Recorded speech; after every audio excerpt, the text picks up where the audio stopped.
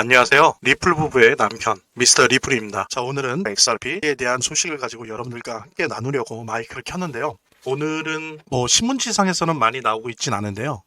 미국이 하반기에 약 11.5조 달러 상당의 국채를 발행해야 됩니다. 근데 이 국채 발행이 피할 수 없는 길인데, 이 국채 발행이 암호화폐 불장을 만들 수밖에 없는 조건을 가지고 있습니다. 미국의 역사상 유례 없는 대규모 국채 발행이 하반기에 어쩔 수 없이 할 수밖에 없는데, 그것이 왜 필연적으로 암호화폐 시장을 불장으로 만드는지에 대해서 여러분들과 함께 그 이유와 배경에 대해서 함께 나누는 시간 갖도록 하겠습니다. 자, 이제 본격적으로 시작하도록 하겠습니다. 현재 이제 미국의 국채 발행에 대한 이야기를 하려면 현재 미국 국채 채무 사항에 대해서 간략하게 좀 정리를 하는 게 필요한 것 같아요. 현재 여기 화면에 보시는 것처럼 현재 미국 국채는 36.2조 달러입니다. 그러니까 채무 한도가 풀로 찼어요. 채무한다라고 하는 거는 의회의 권한이거든요. 그러니까 행정부랑 의회가 사실 조율을 하는데 최종적인 결정은 이제 의회가 하는 거죠. 근데 지금 올해 초에 채무한도를 정해놓은 게 36.2조 달러로 꽉 찼었기 때문에 사실은 상반기에 아시는 분은 아시겠지만 미국이 채권을 발행을 못했었어요. 이제 발행하지 못하니까 돈이 없잖아요. 그러니까 그걸 대신 어떻게 했냐면은 공무원들의 연기금 계좌, 그 다음에 재무부에 있는 일반 계좌에서 약 1.1조 달러를 빌렸어요. 왜냐하면 채무 한도가 꽉 차 있으니까 채권을 발행하지 못하지 않습니까? 그러니까 예산 적자가 상반기 동안 약 한 1.1조 달러가 적자가 났었어요. 이 부분을 공무원 연기금과 재무부 계좌에서 빌렸었습니다. 그런 속 사정이 있었는데 이제는 더 이상 빌릴 곳이 없어요. 연기금도 바닥났고 재무부 계좌도 바닥났어요. 채무 한도 이걸 못 높이면은 미국 정부의 예산은 디폴트가 돼요. 그러니까 망하는 거예요. 그냥 붕괴되는 거예요. 그래서 따라서 반드시 지금 한 8월 늦어도 9월 사이에 채무 한도를 의회랑 협의를 해서 높여야 됩니다. 그래서 상반기에 1.1조 달러 빌렸죠. 이것도 갚으면서 동시에 하반기에 예상되어지는 예산 적자가 마찬가지로 1.1조 달러거든요. 그럼 그거를 합한 2.2조 달러의 신규 채권을 발행할 수밖에 없어요. 이거는 제가 개인적으로 발행할 것 같습니다 예측하는 게 아니라 미국이 디폴트가 안 오려면 필연적으로 반드시 의무적으로 채무 한도를 높이고 최소한 2.2조 달러 채권을 발행해야 됩니다. 근데 이것만이 아니에요. 뒤에 제가 보여드릴 텐데, 근데 미국 입장에서는 2.2조 달러를 채권을 한 해에 발행한 적도 없어요. 요것만 봐도 지금 엄청난 채권을 발행해야 될 상황인데 이게 다가 아닙니다. 2.2조 달러 채권에다가 또 뭐가 붙냐면, 자 보십시오. 진짜 심각해요. 지금 미국이 올해 안에 만기가 오는 채권이 9.3조 달러인데 이거를 해결하려면 의회랑 얘기해서 지금 8월 안에 9월 초 안에 채무 한도를 업그레이드하고 채권을 발행해서 막아야 돼요. 요거를 돈이 없거든요. 그러면 어떻게 막냐? 단기 채권 발행해서 이걸 막아야 돼요. 그러려면 채무 한도를 업을 해야 된다고요. 앞에서 본 2.2조 달러 2.2조 달러에 9.3조 달러 합하면 뭡니까? 11.5조 달러는 제가 개인적으로 예측하는 게 아니고요.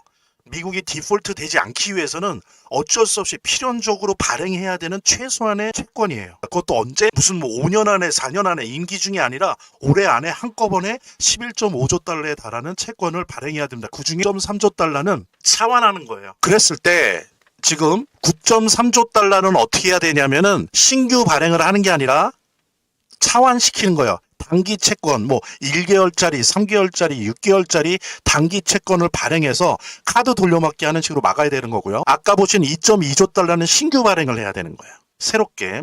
그랬을 때 지금 현재 부채 이자로만 연 1조 달러입니다. 1조 달러면 우리나라 돈으로 얼마죠? 1,400조예요. 이거는 미국 1년 예상의 20%예요. 5분의 1을 이자 갚는 데만 쓰는 거예요. 그 다음에 여러분들 아시는 것처럼 얘네들 국방비 얼마 써요? 최소한 1,000조 이상 쓰잖아요. 그랬을 때 이제 지금 보면 부채율이 GDP의 123%입니다. 아시겠지만 거시경제학에서 뭐라고 얘기합니까? 국가 GDP 이내의 부채는 부채가 아니다. 하지만 GDP를 넘어가기 시작하면 이제 위험해지는 거예요. 그거는 이제 진짜 부채가 되는 거거든요. 미국의 GDP를 앞서 나갔어요, 부채가. 그러니까 이제 점점점 망해가는 거죠. 중요한 건 뭐냐면 제가 지금 보여드린 것처럼 11.5조 달러의 채권을 새로 발행해야 된다라고 하는 상황. 2.2조 달러는 신규 발행하고 요 9.3조 달러는 차환 발행을 해야 돼요. 그런데 역사상 미국 같은 경우에 한 해에 1조 달러 넘는 채권을 발행한 적이 거의 없어요. 근데 올해 하반기 동안에만 11.5조 달러를 채권을 발행해야 되는 겁니다. 그래서 8월 정도로 예상되는 의회와 행정부의 부채 한도 협상 결과를 주목해야 돼요. 최소한 아마 5에서 6조 달러 정도는 부채 한도를 높여야 될 거예요. 왜 절반만이냐면은 요거는 돌려막기로 한단 말이에요. 단기 채권으로 돌려막기 하니까 이자가 지금 한 4% 전후란 말이에요. 근데 그게 1개월짜리, 3개월짜리, 6개월짜리니까 평균 유동회수를 연 4에서 5회 계속 돌려막아야 되니까 9.3조 달러 채권 이자 돌려막는 거 하면 최소 5조에서 6조 달러를 부채 한도를 업해야 됩니다. 그래야 이 문제를 해결할 수 있다는 거고, 망하기 때문에 의회도 트럼프 행정부가 미워도 이거를 들어줄 수밖에 없어요. 왜? 안 들어주면 망하니까. 재정이 파탄나기 때문에 요 부채 한도 협상이 어떻게 되는지 여러분들도 같이 저랑 함께 주목을 하면서 추적을 해야 되고요.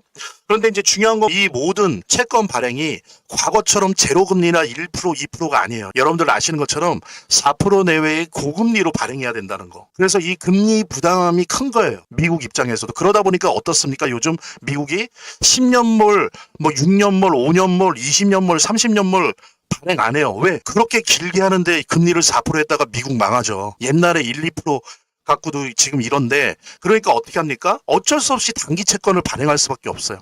여러분들 뭐 어떻게 하다가 힘들면 혹시 카드깡 해보셨어요? 카드 돌려막기? 지금 그런 상태인 거예요. 단기 채권을 발행할 수밖에 없어요. 이렇게 이자가 높기 때문에.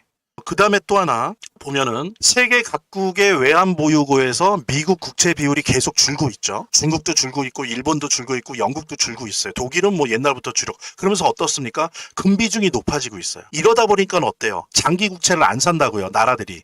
기관들이. 그러니까 어떻습니까? 어쩔 수 없이 단기 채권을 발행할 수밖에 없어요. 앞에서 보신 것처럼 이자가 너무 높으니까 단기 채권을 발행할 수밖에 없고, 또 사줄 국가가 없다 보니까 단기 채권을 발행할 수밖에 없는 거예요. 그러니까 이런 식으로 단기 채권이 만연하니까 어떻습니까? 미국 국제 시장의 불안정성이 확대되는 거죠. 그래서 계속 불안한 카드 돌려막기가 되고 있는 거예요. 그래서 사실 이건 미국한테 대단히 안 좋고 달러 패권 차원에서도 안 좋은데, 세계 최고의 헤지펀드 회사 브릿지워터 어소시에이트 창립자죠. 레이 달리오, 되게 유명한 사람인데, 이 사람이 뭐라 그랬냐면 5년 후 연방 수입이 의무 지출 꼭 써야 되는 거 및 이자 지급에 모두 소진된다는 거예요. 특별한 어떤 방법이 없이 이런 식으로 가면 딱 트럼프 임기 끝나고 1년 후에, 즉 지금으로부터 5년 후부터는 연방 수입이 의무 지출 및 이자 지급에 모두 소진되고 돈이 안 남는다는 거예요. 그건 뭡니까? 미국 재정이 붕괴되는 거예요. 미국 재정이 붕괴된다는 건 뭐예요? 달러의 기능이 상실된다는 거예요. 당연하죠. 미국이 파산하는 거예요. 금융적으로, 경제적으로. 지금 미국이 몇 가지 방법 밖에는 손 쓸 일이 없이 아주 위기에 처해 있다는 거예요. 그래서 사실 미국이 지금 어떻게 할 것인가가 눈에 보여요. 왜? 예전처럼 쓸 카드가 많지 않아요. 몇 개 안 되거든요.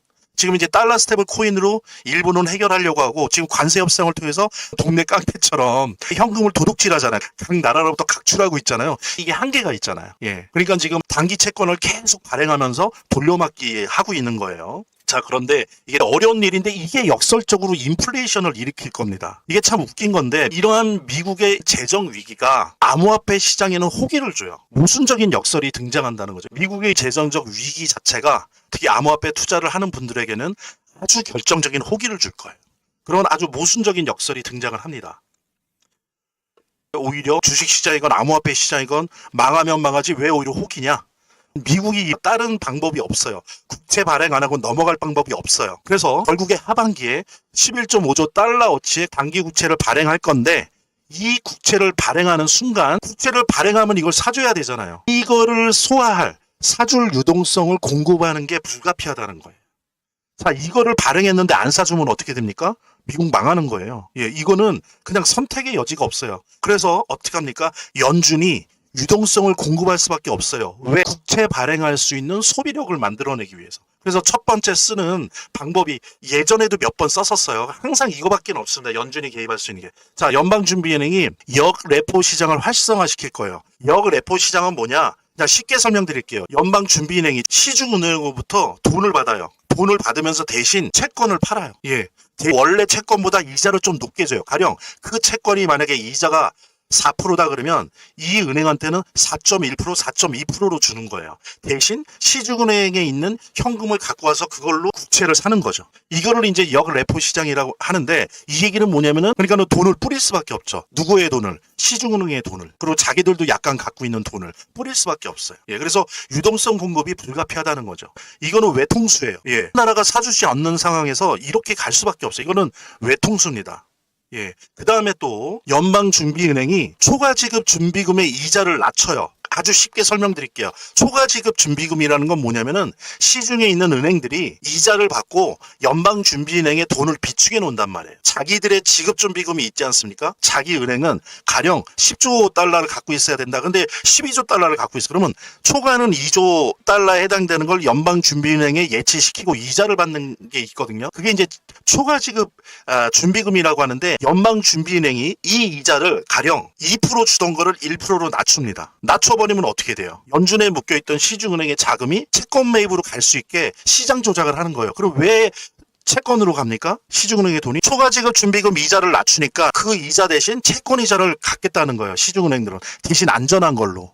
위험하지 않은 자산, 채권을 사는 거예요. 그래서 그런 식으로 직접 채권을 연방준비은행이 시중은행의 돈을 받아서 역레포 시장을 통해서 직접 채권을 사는 게 있고, 또 한 가지 방법은 초과지급 준비금 이자를 낮춰서 대신 연준에 묶여있던 시중은행 돈이 채권 매입으로 갈 수 있게 공개적으로 시장 조작을 하는 거예요. 그러면서 이제 유동성을 공급시키는 거죠. 그래서 시중에 돈이 많이 풀릴 수밖에 없는 거죠. 그리고 또 하나는 이게 되게 큰 건데 2.2조 달러 이 예산 적자는 신규 발행할 수밖에 없어요. 이건 만기 도래가 아니기 때문에, 이건 신규기 때문에 기관들이 이걸 산다고요. 산 다음에 이거를 은행에 담보로 맡겨요. 다 그래요.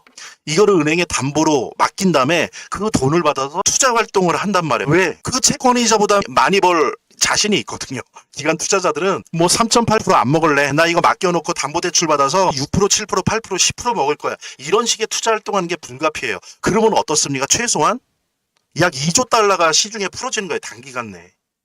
이걸로 주식에도 들어가고 암호화폐 시장에도 들어가고 이렇게 된단 말이에요. 그러니까 제가 지금 대표적으로 연준이 쓸 수밖에 없는 방법 두 가지와 그 다음에 지금까지 신규 국채를 발행했을 때 기관 투자자들이 항상 100% 했던 방식을 안내해 드린 거예요. 이렇게 함으로써 의무적으로 시중의 유동성이 증가합니다. 시중에 11조 달러만큼의 유동성이 흘러나오는 거예요. 그 다음에 또 하나는 달러 가치가 하락하죠. 이러다 보니까 어떻게 됩니까? 자금이 위험자산인 금과 암호화폐로 흘러 들어갈 수밖에 없어요. 여러분들 이제 금도 보십시오. 또 꿈틀거릴 거예요, 하반기에. 왜? 이 유동성이 어디에 달라붙겠습니까?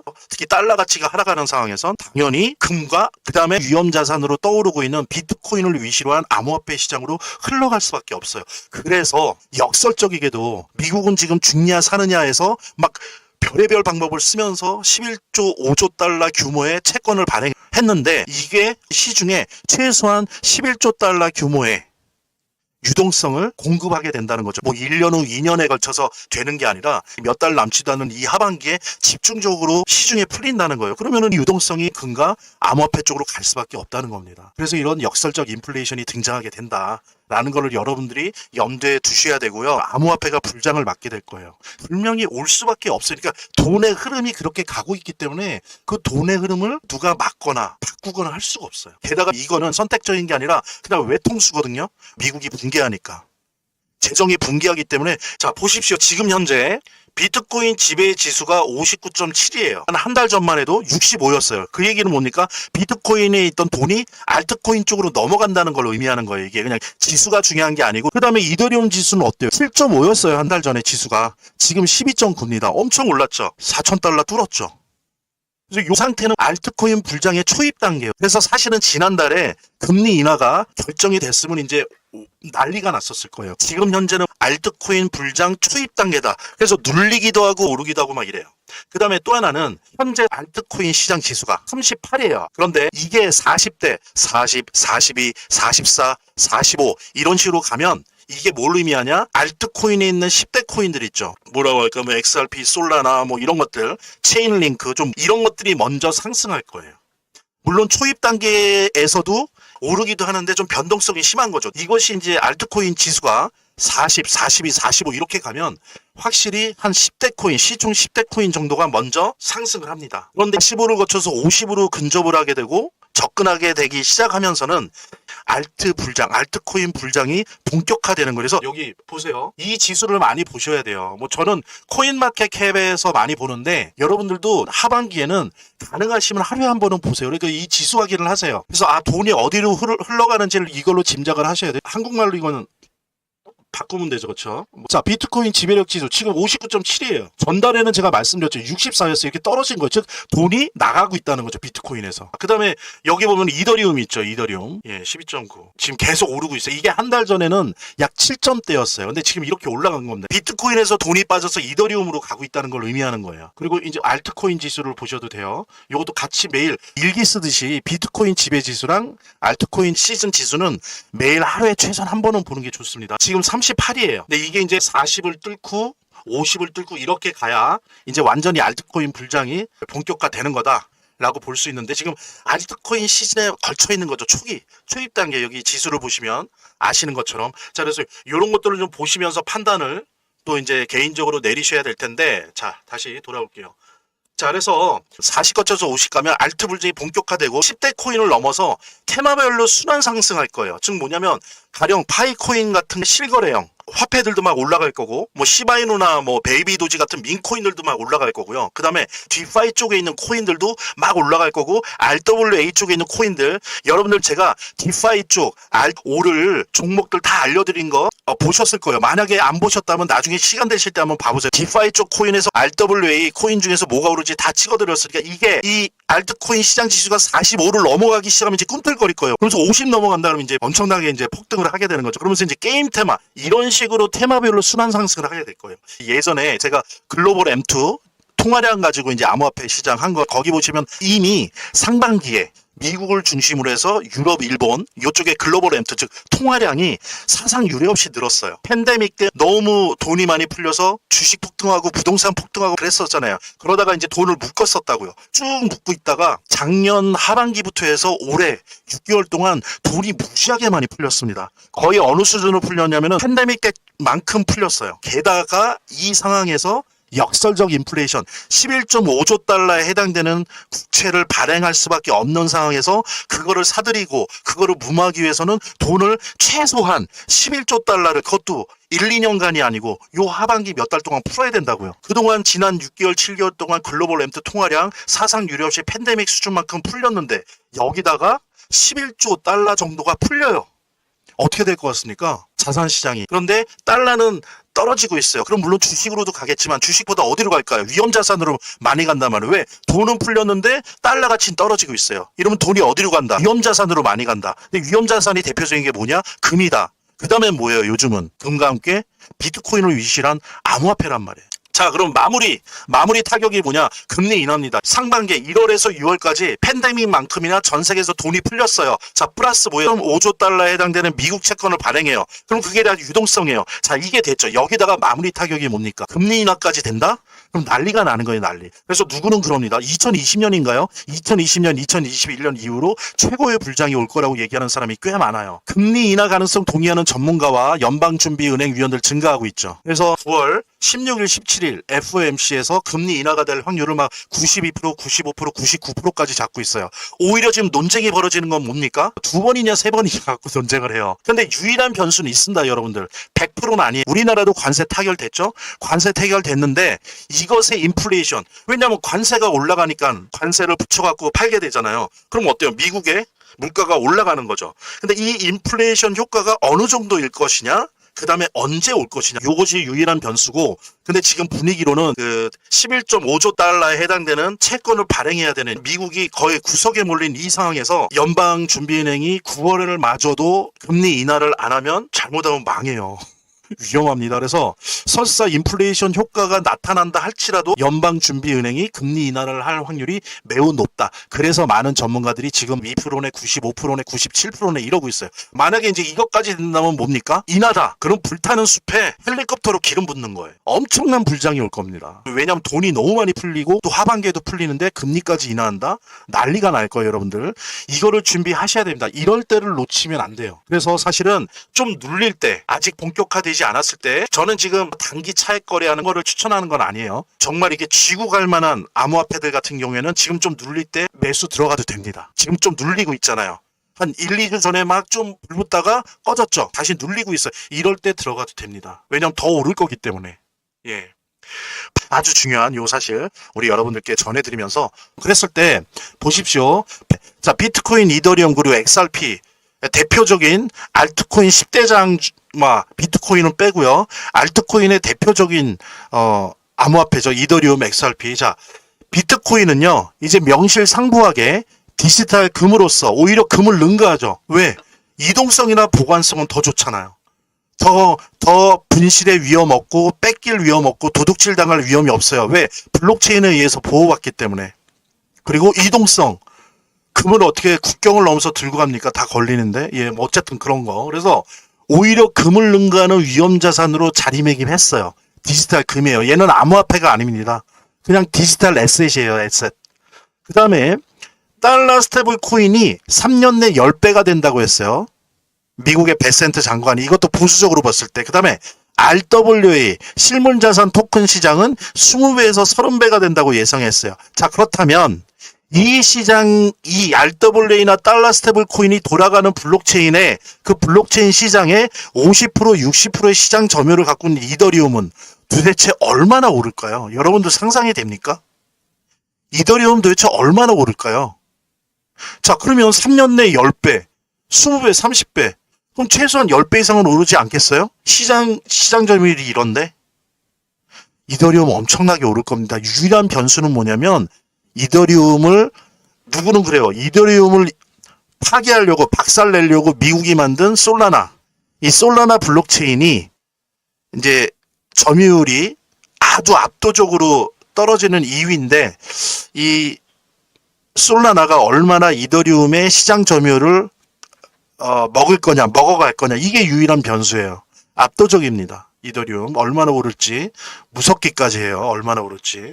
자, 그 다음에 또 세 번째 XRP를 보면 물론 여러 가지 얘기 있는데 보십시오.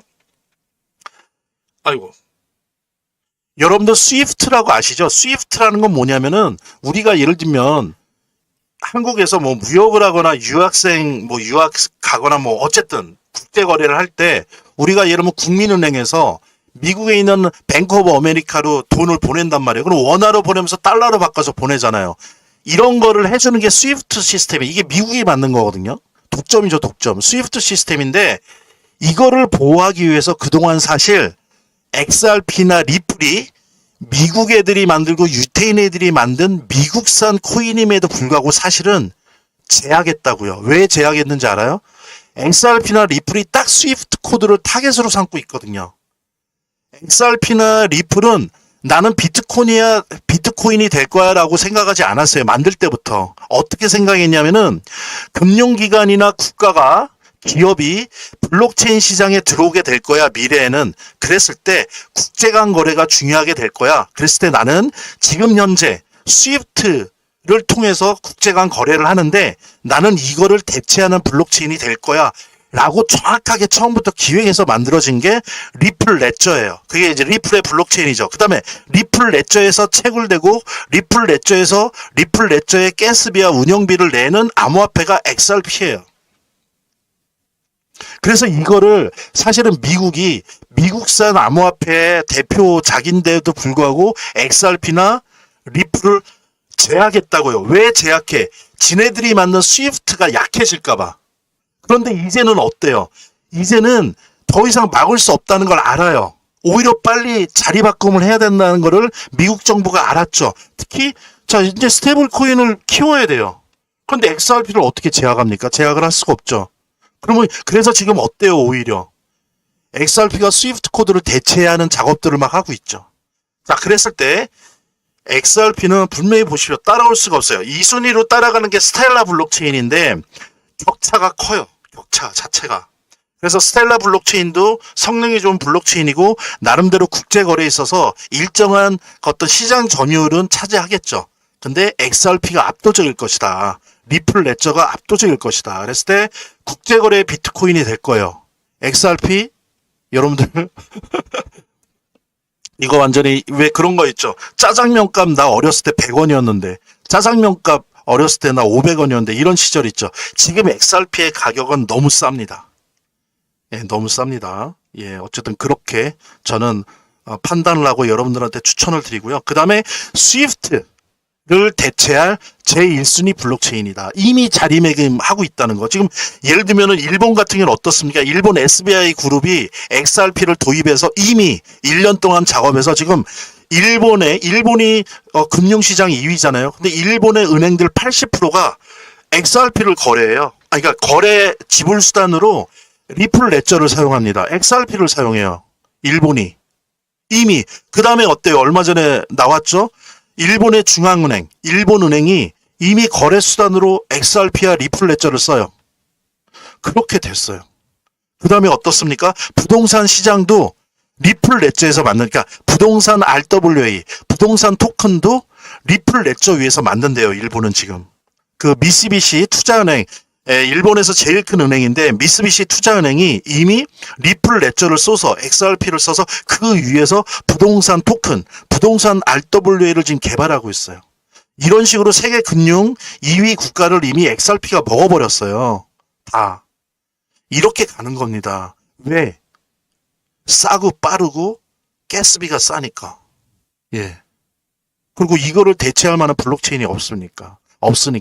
이렇게 되는 거예요. 그래서 여러분들 XRP 지금 되게 싼 겁니다. 제가 분명히 말씀드렸고요. 여러분들 의견을 댓글로 남겨주시고요. 시청해 주셔서 감사드리고요. 다음번 시간에 다시 찾아뵙도록 하겠습니다. 감사합니다.